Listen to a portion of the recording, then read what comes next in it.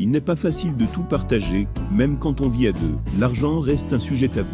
Pourtant, pour préserver la sérénité du couple, clarifier la question de l'argent est indispensable. Explication avec le coach Yvenel juste après l'intro.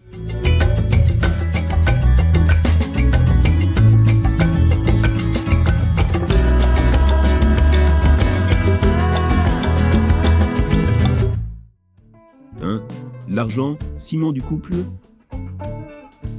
L'argent signifie plus qu'une simple réalité objective. Il est à la fois confiance, pouvoir et source de plaisir. C'est une réalité dans laquelle chacun met en jeu sa liberté et sa responsabilité, et dans une certaine mesure, sa foi en son partenaire, en son couple.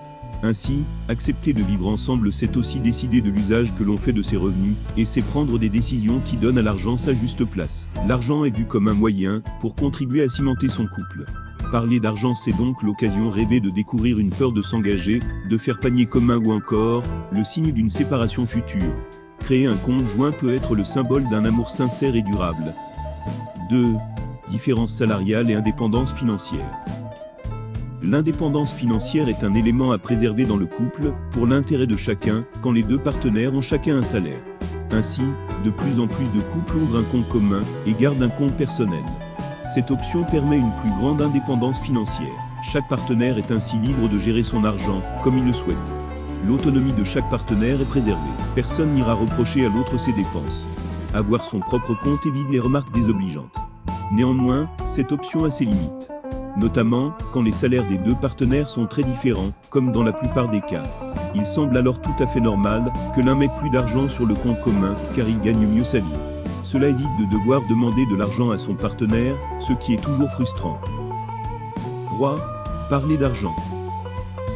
Les dépenses restent une des causes majeures de disputes au sein du foyer. Certaines personnes préfèrent ne jamais aborder la question financière. Or, le silence est signe d'incompréhension.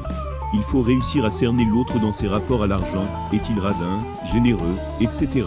Partager un compte commun tout en gardant son indépendance financière peut être envisagé pour éviter des désaccords. Quoi qu'il en soit, apprendre à parler d'argent contribue à organiser au mieux la répartition des charges, les priorités communes, et à construire un budget réaliste et cohérent. Faites-nous savoir dans les commentaires comment vous gérez la question de l'argent dans votre relation, qui reste un sujet tabou dans le monde entier. À la prochaine pour une toute nouvelle vidéo.